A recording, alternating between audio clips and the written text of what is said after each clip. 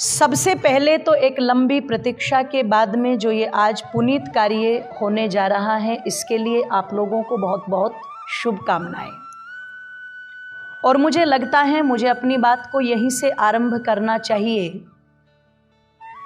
कि जो लोग वैदिक विचारों से परिचित हैं, भली प्रकार से ध्यान देकर के सुनिएगा और थोड़ा सा जुड़ने की कोशिश कीजिएगा। जो लोग वैदिक विचारों से भली प्रकार से परिचित हैं वो जानते होंगे कि आर्य समाज क्या है और आर्य समाज की मान्यताएं क्या है। और यदि आप में से कोई ऐसे हैं जिनका आज दिग्दर्शन पहली बार इन विचारों से हो रहा है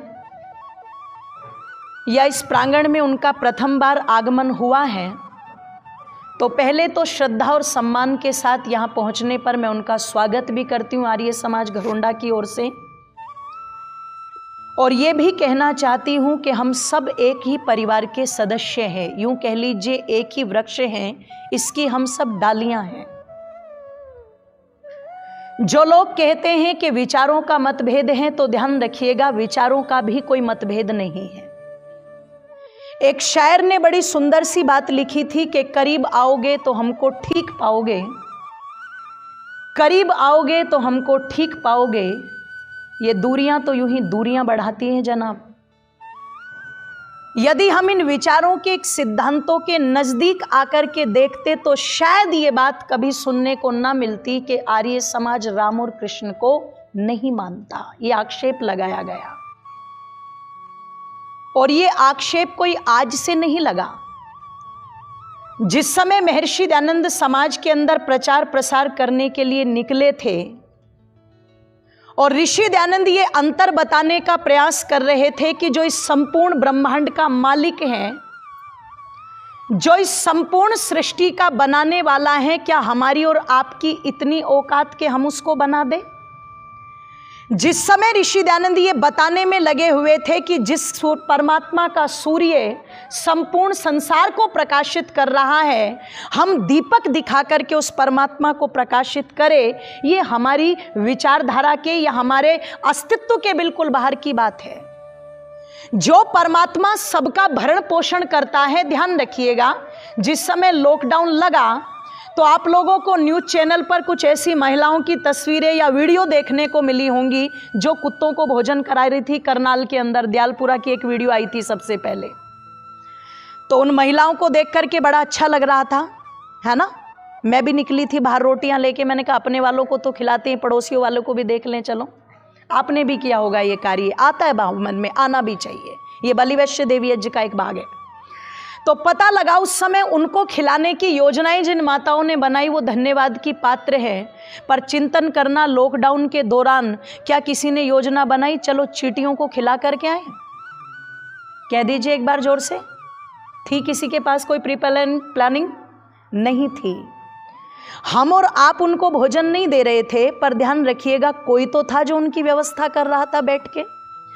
तो जो सबका व्यवस्थापक है, हम उसकी व्यवस्था करें। जब ऋषि दयानंद ये अंतर समझाने का प्रयास कर रहे थे कि देखो परमात्मा को इन सब चीज़ों की आवश्यकता नहीं है, हाँ अगर खिलाना है तो खिलाओ। किसको खिलाओ? देवताओं को खिलाओ। परमात्मा तो महादेव है, परमात्मा तो विष्णु है, परमात्मा तो ब्रह्मा है, ये सारे नाम परमात्मा के हैं। अगर खिलाना है तो देवताओं को खिलाओ, और देवताओं को भी अगर खिलाना है तो अग्निर्वै देवा नाम मुखम, अग्नि के मुख में जो पदार्थ आप डालते हो वो सीधे सीधे सब देवताओं तक पहुंच जाता है। चाहे वायु देवता हो, चाहे जल देवता हो, चाहे पृथ्वी देवता हो, चाहे फिर आपका सूर्य देवता हो, चंद्रमा देवता हो, आपके माध्यम से दी गई आहुति समस्त वायुमंडल को प्रभावित करती है। बोले अगर खिलाना है तो अग्नि के माध्यम से समस्त देवताओं को हवि दो, ताकि प्रकृति का संतुलन बना रहे। और जब संतुलन बना रहेगा तो ये जो महामारियां आ रही हैं ये नहीं आएगी। एक परिणाम ये भी है, हमने दोहन किया प्रकृति का। तो जिस समय ऋषि ये अंतर समझा रहे थे उसमें एक विषय ये भी जुड़ गया कि आप राम को मानो। शब्दों पर ध्यान दीजिएगा, आप राम को मानो, आप कृष्ण को मानो, आप हनुमान को मानो। एक भी ग्रंथ महर्षि दयानंद का ऐसा नहीं है जिसमें कहीं पर आप एक पंक्ति ये दिखा दीजिए कि जहां पर ऋषि ने लिख दिया हो राम को मत मानो, कृष्ण को मत मानो। बिल्कुल नहीं। अगर आर्य समाज विरोधी होता तो कहीं ना कहीं इतिहास कोई पूरे भारत में या उससे बाहर जरूर मिलता, आर्य समाज ने कोई मंदिर तोड़ दिया या आर्य समाज ने कोई मूर्ति खंडित कर दी, ये इतिहास तो आपको नहीं मिलेगा। पर आर्य समाज के अंदर भवन में घूम जाइएगा, आदरणीय बाबूजी की सुभाष जी की दुकान पर चले जाइएगा, हैदराबाद के चित्र आपको वहाँ पर मिल जाएंगे। जब सत्याग्रही वहाँ पर गए थे आंदोलन करने के लिए, निजाम ने पूरे हैदराबाद के मंदिरों पर ताले डाल दिए, कोई मूर्ति पूजा हैदराबाद के अंदर नहीं होगी। हैदराबाद को पता लगा विलय करने की बात थी पाकिस्तान आदि देशों के अंदर, तो उस समय आर्य समाज के स्वामी स्वतंत्रतानंद जी और नारायण स्वामी जी जत्था लेकर के पहुँचे।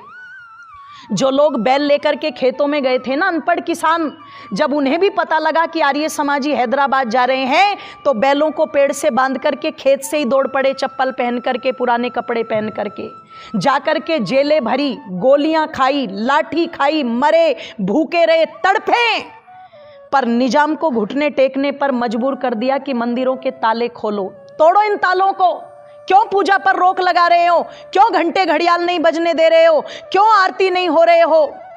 और जिस समय ये छूट मिली, मंदिरों के ताले खुले, पूजा आरती शुरू हुई, उस समय हैदराबाद निजाम ने पूछा था नारायण स्वामी जी से, आप तो बुत परस्ती को मानते भी नहीं, आप लोग क्यों आ गए यहाँ पर मरने के लिए। तो उस समय नारायण स्वामी जी की बात को सुनना, शायद मेरी भावनाओं को आप समझ सको, नारायण स्वामी जी ने कहा था, हम भले ही मूर्ति की पूजा ना करते हो, पर ये जिनकी मूर्ति है वे हमारे आदर्श हैं, हम उनके कार्यों को पूजते हैं, हम उनके चरित्र को पूजते हैं, हम उनके विचारों को पूजते हैं, और जो इनकी पूजा करते हैं, जो इनके सामने दीपक जलाते हैं, वो हमारे भाई हैं, हम अपने भाइयों के साथ अन्याय नहीं होने देंगे। जो लोग आर्य समाज को अपना विरोधी समझते हैं, सुनना जरा, बोले हम अपने भाइयों के साथ अन्याय नहीं होने देंगे, बिल्कुल नहीं होने देंगे। और सुनो, हम तो कैंची के दो सिरों की तरह हैं, आपस में कितने भी खाली चले कोई दिक्कत नहीं, पर निजाम साहब यदि तीसरा कोई बीच में आएगा तो हम उसे काटे बिना छोड़ने वाले नहीं हैं, हम तीसरे को बीच में नहीं आने देंगे। अपने आप हमारी घर की बात है, हम बैठ कर के सलाह कर लेंगे, तुम उसकी चिंता मत करो। ये आर्य समाज का इतिहास है। बागपत के पास एक गांव के अंदर शास्त्रार्थ होने लगा, और जब सनातनी धर्म का पक्ष दबने लगा, तब आर्य समाज के विद्वान वहां पर पहुंचे। जब विद्वान वहां पर पहुंचे तो शास्त्रार्थ हुआ, इस्लाम के साथ इस्लाम वालों को हराया। जब इस्लाम वाले चले गए तो जिस माधवाचार्य को जिताया था वही लड़ने लगे आर्य समाज के साथ में, है ना। और जब वहाँ पर अमर स्वामी जी ने देखा कि ये तो हमारे साथ में उल्टे लड़ने लगे, तो अमर स्वामी जी ने कहा, आपकी और हमारी किस बात की लड़ाई, आप भी वेदों को मानते हैं, हम भी वेदों को मानते हैं, आप भी राम को मानते हैं, हम भी राम को मानते हैं। तो माधवाचार्य जी ने कहा, हम तो राम को मानते पर तुम नहीं मानते राम को, हम तो मानते पर तुम नहीं मानते। अमर स्वामी जी ने बड़ी समझदारी से काम लिया। उन्होंने पूछा, अच्छा ये बताओ, राम ने शबरी के झूठे बेर खाए थे कि नहीं खाए थे? मैं आपसे पूछती हूँ, खाए थे क्या? जोर से बोलो, और जोर से बोलो माताओं। मैं आपके घर में चली जाऊँ और आपको कहा जाए मुझे पानी पिलाओ, और जब आप पानी लेकर के आओ तो पहले आप उस पानी में, उस गिलास में एक घूंट मार लो, उसको देख लो पानी ठीक है या नहीं है, और उसके बाद वो पानी आप मुझे दो। ये सम्मान होगा कि अपमान होगा? क्या हुआ, साइलेंट मोड क्यों पकड़ गए? अपमान होगा ना। तो जब आप मेरा अपमान नहीं कर सकती, मैं तो बहुत छोटी हूँ, तो क्या शबरी जी राम जी का अपमान करेगी? वो झूठे से तात्पर्य जानते हो क्या था? जब राम जी आश्रम में चल के आए तो झाड़ी पर बेर लगे हुए थे, तो शबरी जी ने एक बेर तोड़ा और तोड़ करके खाया। देखो इस झाड़ी के बेर खट्टे तो नहीं है, मीठे हैं ना। जिस झाड़ी के बेर मीठे थे वही शबरी जी ने राम जी को खिलाए, ये थे, ना कि आधा खुद खा के और आधा राम जी को खिलाया, इसको समझे। तो वहाँ पर अमर स्वामी जी ने पूछा कि शबरी जी के झूठे बेर खाए थे कि नहीं खाए थे? माधवाचार्य जी ने कहा बिल्कुल खाए थे। बोले लिख के दो, कि लिख के देने को तैयार हूँ, शबरी के झूठे बेर राम जी ने खाए थे। तो अमर स्वामी जी ने तुरंत उस गाँव के एक वाल्मीकि के लड़के से कहा, बेटे एक काम करो, घर से दूध लेकर के आओ। वाल्मीकि का लड़का दूध लेकर के आया। स्वामी जी ने माधवाचार्य जी से कहा, माधवाचार्य जी ये दूध वाल्मीकि के घर से आया, पियो जल्दी। बोले धर्म भ्रष्ट करोगे मेरा, वाल्मीकि के घर का दूध पिलाओगे? तो स्वामी जी ने लेकर के गिलास, अमर स्वामी जी ने गटागट वो पूरा का पूरा जग जो था वो दूध का पी लिया और पीकर के माधवाचार्य से कहा था, एक तरफ तो अपने आप को राम का भक्त कहते हो और शबरी के झूठे बेरों का प्रचार करते हो, और दूसरी तरफ अपने ही भाई का शुद्ध दूध जो है घर से आया है वो नहीं पी सकते, और तुम दावा करते हो कि राम को मानते हैं। अरे राम को मानता है तो सच्चे अर्थों में आर्य समाज मानता है, जो किसी में कोई पक्षपात, किसी में कोई भेदभाव बोलो नहीं करता। राम ने तजा था राज पिता के कथन काज, तुम मात तात बात धूल में मिलाते हो। राम ने निषाद आदि भीलों को लगाया गले, तुम कह पतित पैरों से ठुकराते हो। राम ने किया था सती सीता हित घोर युद्ध, तुम लाल ललना लुटेरों से लुटाते हो। अरे एक भी काम धाम राम से प्रकाश नहीं, तो किस विरले भक्त राम के कहते हो। अगर राम जैसे कार्य नहीं तो भक्त कहने का भी कोई बोल दो जरा, अधिकार नहीं। आज कोई मुर्गा खा कर के, शराब पी कर के कहे राम राम साहब, तो भैया 14 वर्ष जंगलों में रहे थे राम, कंदमूल फल खाने तो स्वीकार किए, पर अपने खान पान के साथ कोई समझौता करना स्वीकार बोल दो जरा। और तू जीभ के चटकारे लेकर के मूक प्राणियों को खा कर के भी राम राम जी कहता है, शर्मानी चाहिए। एक व्यक्ति हाथ में बीड़ी लेकर के कहता है राम राम साहब। अरे नालायक, राम किस दिन देखे तूने सुट्टा लगाते हुए? जरा सोच के देखो, एक बार विचार करना। महर्षि दयानंद समझा रहे थे दुनिया के लोगों को, अरे राम के चरित्र की पूजा करो। राम मातृ पितृ भक्त थे, तुम मातृ पितृ भक्त बनो। कहा था ना राम ने कि सुन जननी सोई सुत बड़भागी, जो पितु मात वचन अनुरागी। ओ माँ, वो संतान बड़ी भाग्यशाली है जिसको अपने माता पिता के वचनों का पालन करने का अवसर मिलता है। आज तो संतानें बिना बात के ही माता पिता पर इतना प्रेशर डाल देती हैं, बोले जान ले लो हमारी, फलाने के माँ बाप को जाके देखो कितनी छूट दे रखी है। तो आर्य समाज कहता है चित्र की नहीं, उनके चरित्र की पूजा करो। और मैं तो कहती हूँ लगाओ चित्र, हमारे घर में भी लगे हैं, सब लगाएं, कोई मनाही नहीं है, पर उनका चरित्र होना चाहिए। इसलिए आर्य समाज ने कहीं भी विरोध नहीं किया, ये तो लोगों ने बदनाम किया। जिस समय मंदिर का आक्रमण चल रहा था उस समय कविवर वेगराज जी ने भजन लिखा था बहुत सुंदर, और जानते हो क्या भजन लिखा था? के वीर शहीदों की कुर्बानी के अफसाने भुला दिए। शब्दों पर ध्यान दीजिएगा।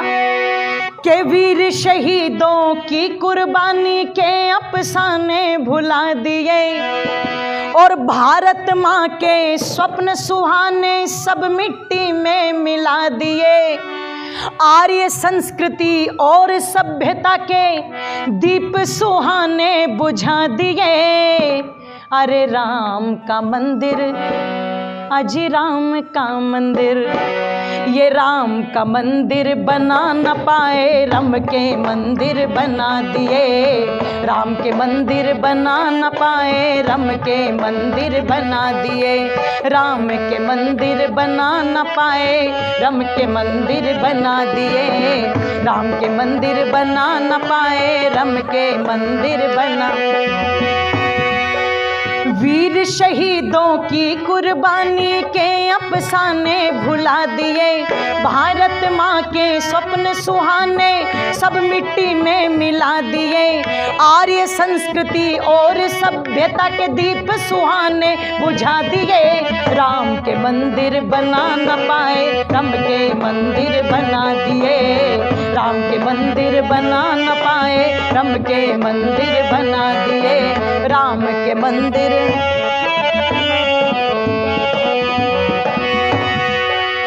विश्व गुरु जग प्रसिद्ध भारत था पावन उपदेशों से। विश्व गुरु जग प्रसिद्ध भारत था पावन उपदेशों से। चरित्र की शिक्षा लेने आते थे लोग विदेशों से। चरित्र की शिक्षा लेने आते थे लोग विदेशों से। पाप ताप संताप मिटे जीवन रहे दूर कलेशों से। पाप ताप संताप मिटे जीवन रहे दूर कलेशों से। कभी चरण पूजे थे जग ने, कभी चरण पूजे थे जग ने, स्वयं आचरण गिरा दिए। राम के मंदिर बना न पाए, राम के मंदिर बना दिए। राम के मंदिर बना न पाए, राम के मंदिर बना दिए। वीर शहीदों की कुर्बानी के अफसाने भुला दिए। भारत माँ के स्वप्न सुहाने सब मिट्टी में मिला दिए। आर्य संस्कृति और सभ्यता के दीप सुहाने बुझा दिए। राम के मंदिर बना न पाए, राम के मंदिर बना दिए। राम के मंदिर बना न पाए, राम के मंदिर बना दिए। आर्य समाज के उपदेशक थे कवि वेगराज जी, जिन्होंने अयोध्या की नगरी में ही ये गीत गाया था, ध्यान रखिएगा। तो आर्य समाज कभी भी विरोधी नहीं रहा, अपितु आइए संक्षेप में चर्चा कर दूं। भगवान श्री राम का जीवन यज्ञ से जुड़ा हुआ था ना। निवेदन कर दूं, जो व्यक्ति आर्य समाज में जुड़ जाता है, ईमानदारी से कहना, उसे सबसे पहले क्या कहा जाता है? अपने घर में क्या करो, जोर से बोलो।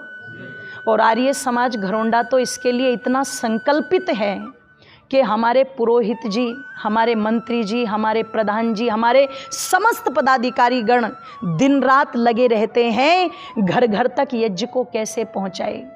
उसके लिए यज्ञ कुंड तक आर्य समाज में ला कर के रखे। लोग दैनिक यज्ञ करने वाले बने, और दैनिक यज्ञ करने वाले बने तो बहुत कम मूल्य पर यज्ञ कुंड आर्य समाज आपको उपलब्ध कराएगा। बिल्कुल न के बराबर, मार्जिन कोई नहीं रखा है, ध्यान रखना।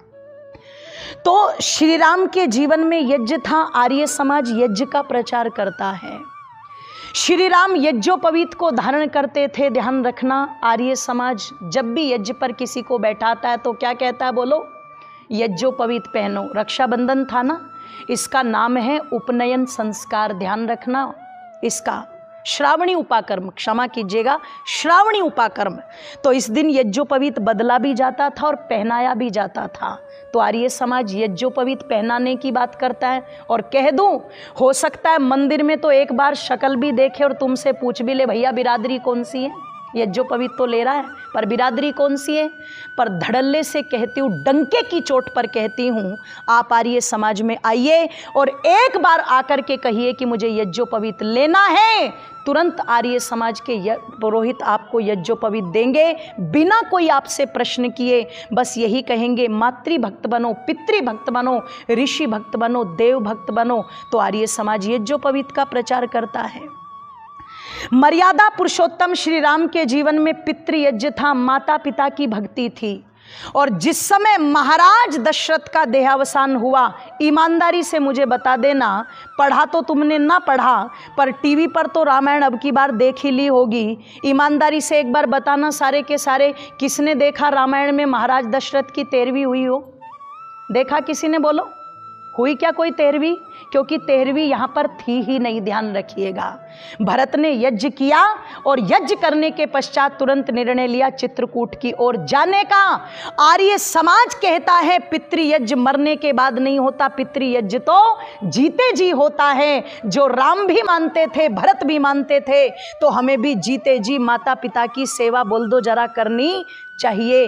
अरे कितना सम्मान राम के दिल में रहा होगा कि जिस समय चित्रकूट के अंदर भरत तीनों माताओं को लेकर के पहुंचे थे।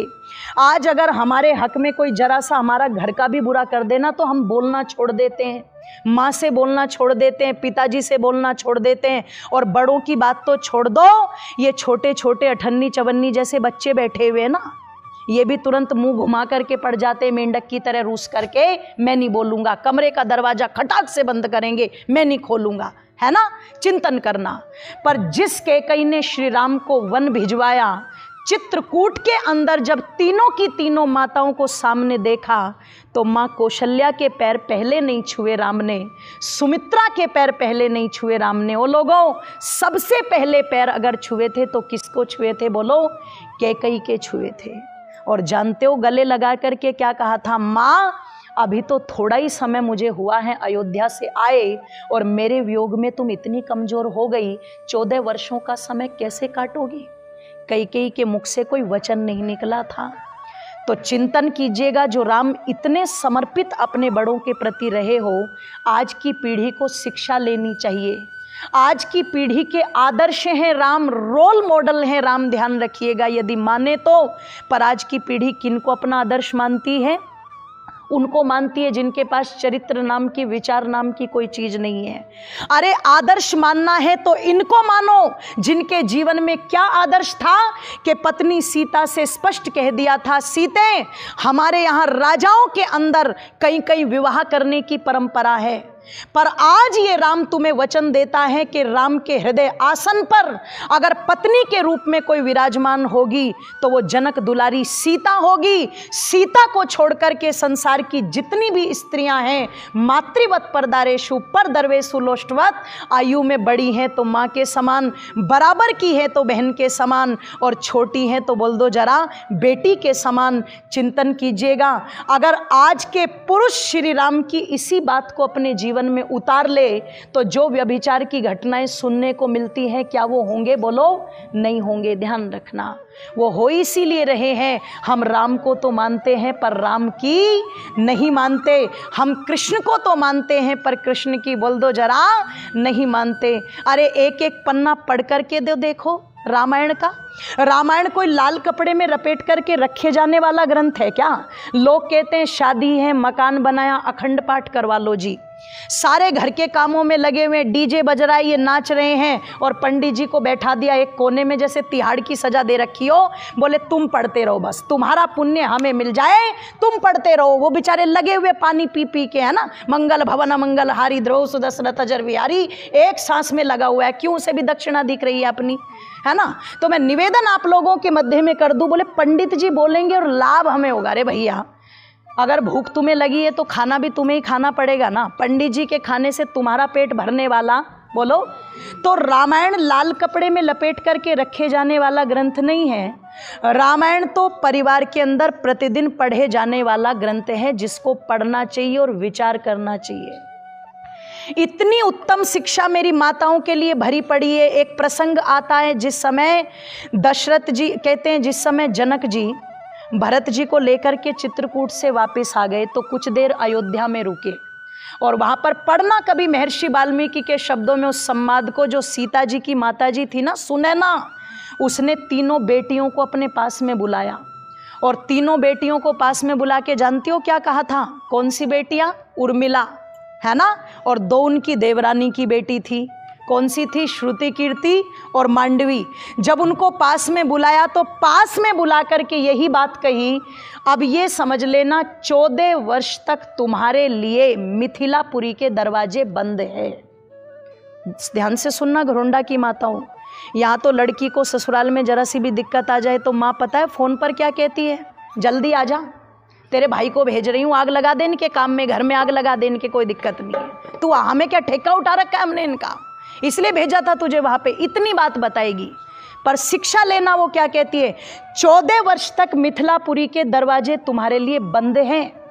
तुम्हारी ससुराल पर ये विपत्ति का समय है बेटी, इसलिए इस विपत्ति में अपनी ससुराल में रह करके सबकी सेवा करो, और विशेष सेवा माता कैकेयी की करना, क्योंकि सबसे ज़्यादा कोप का भाजन उन्हें बनना पड़ रहा है। पक्षपात मत करना, बुराई मत लेना, और जिस दिन तुम्हारी ससुराल में सब कुछ ठीक हो जाएगा, मैं मान सम्मान से तुम्हें बुलाऊंगी, वो अच्छा लगेगा, और तुम जब चल कर के आओगी वो अच्छा लगेगा।